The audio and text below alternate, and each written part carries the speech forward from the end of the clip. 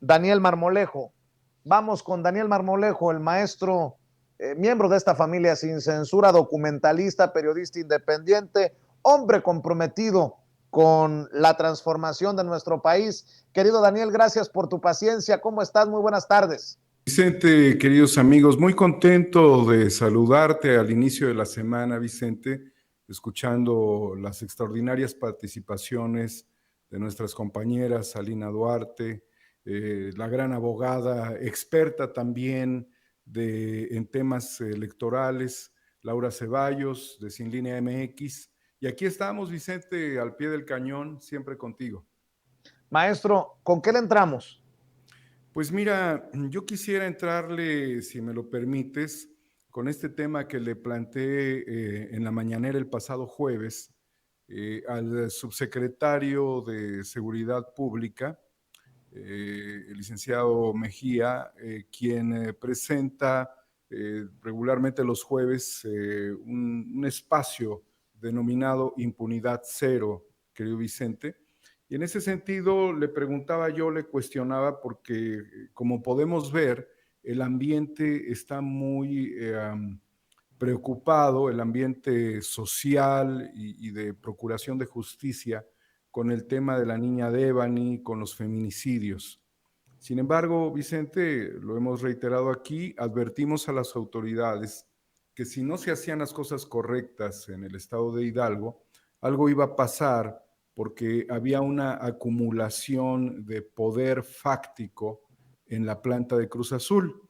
Y esto significa también seguramente armas, capacidad, también hay dinamita que se utiliza, hay atrincheramientos y hay grupos criminales.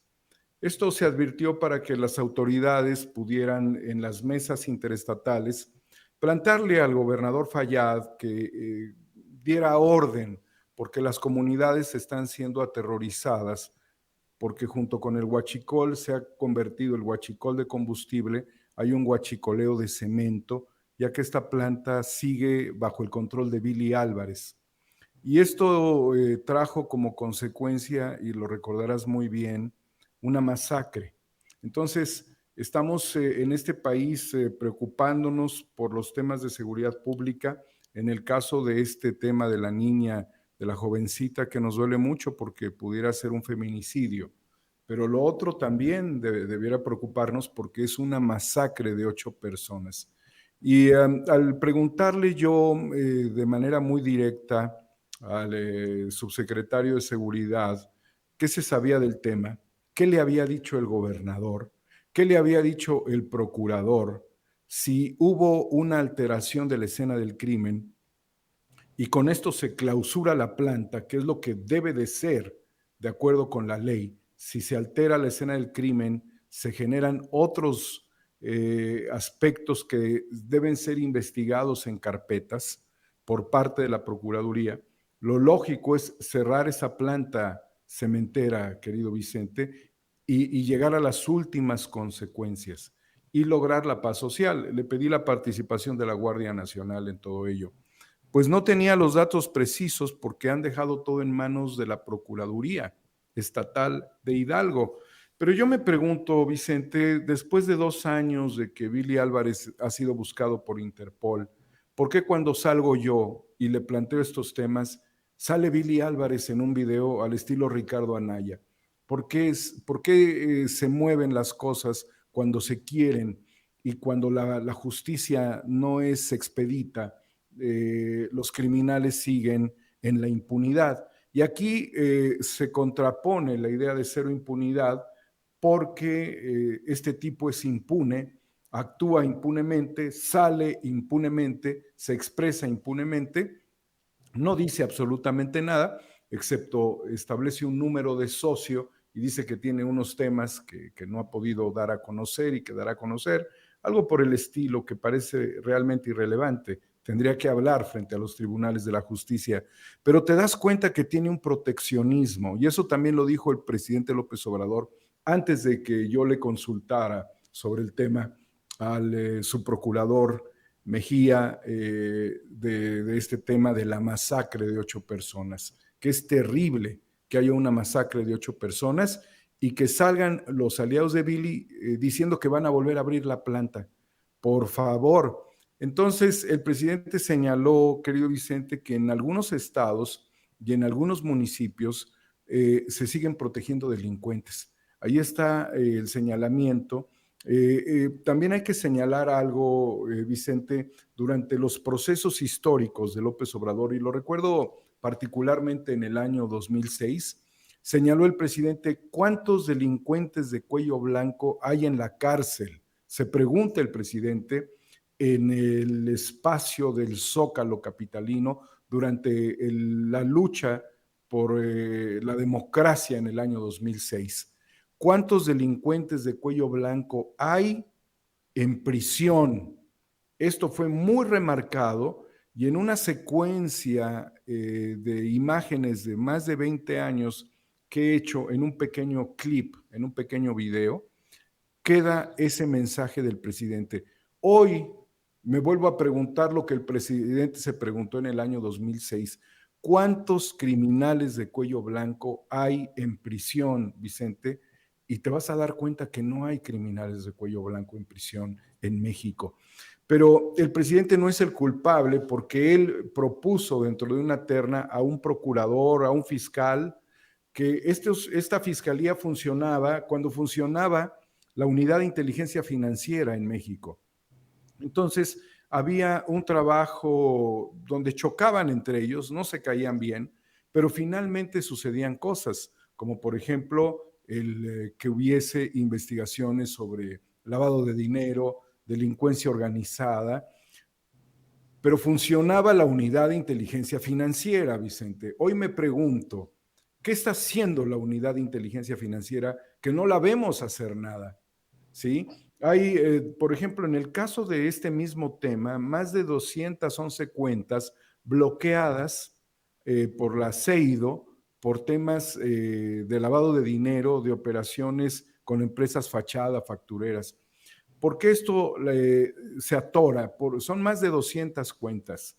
¿Por qué la UIF no funciona como en los tiempos de Santiago Nieto? Se tiene que comparar, Vicente. En la economía comparas un trimestre del año pasado con el trimestre actual.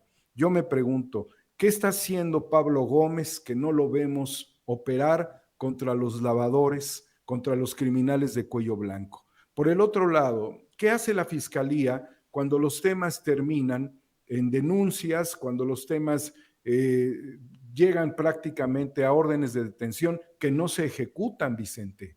No se ejecutan las órdenes de aprehensión.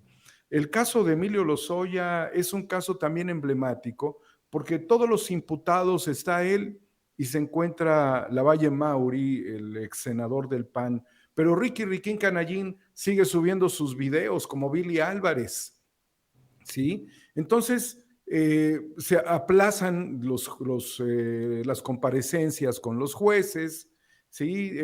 Se amparan, operan ilegalmente, se esconden. Entonces, ¿qué pasa? Hay gobernadores que los protegen, hay procuradores o fiscales en el interior del país que protegen a los delincuentes. ¿Qué pasó, querido Vicente, con el caso del gobernador de Tamaulipas, Cabeza de Vaca?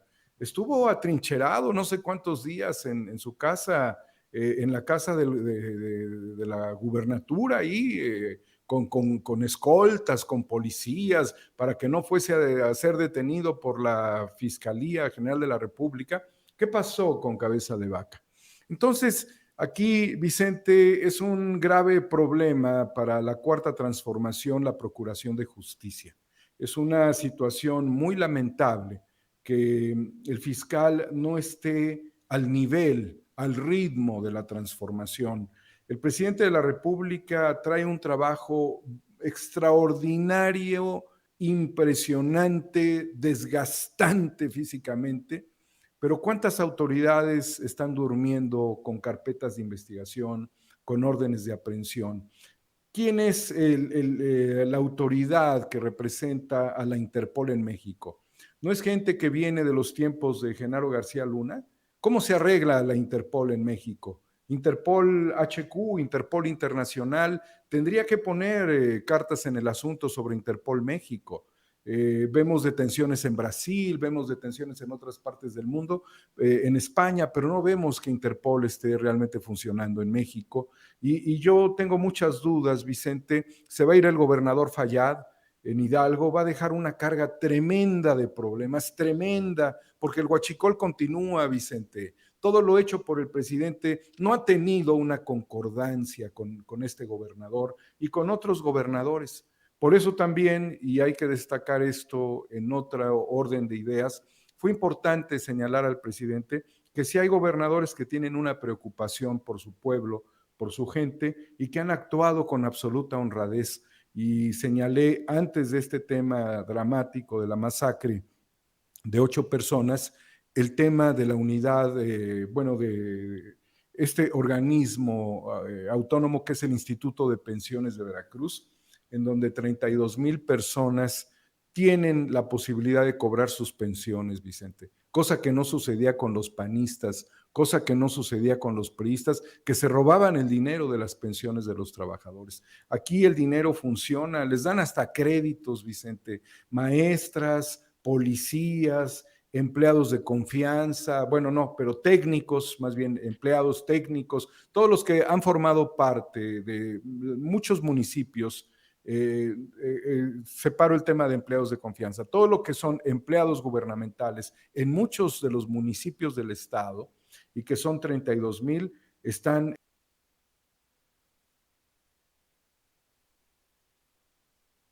en una Sí. satisfacción. Antes mandaban a reprimirlos. Es decir, cuando quiere un gobernador trabajar, trabaja. Cuando quiere un gobernador sanear las finanzas públicas, las sanea. Cuando quiere un gobernador evitar la corrupción, la evita. Pero cuando los gobernadores están vinculados con criminales de cuello blanco, con organizaciones criminales convencionales, cuando tienes expresidentes vinculados como Felipe Calderón con el narcotráfico, el país no funciona, los estados no funcionan. Entonces el presidente tiene un engranaje que viene aceitando con el pueblo con absoluto compromiso, pero tienes piedras o tienes trabas que se meten en los engranes y que impiden que el país funcione en su totalidad.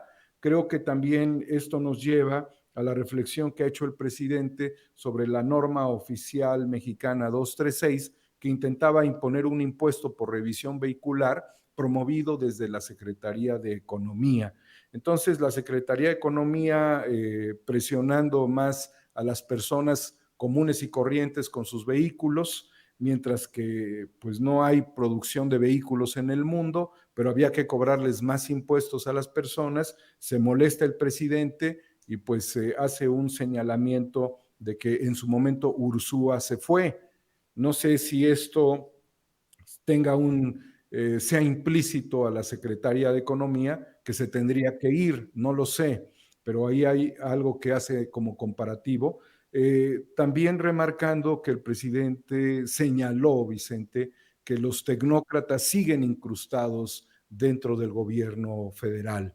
Entonces, no se ha terminado de acabar la lucha del presidente, y triste y lamentablemente no todas las autoridades están al nivel del gran presidente que tiene México.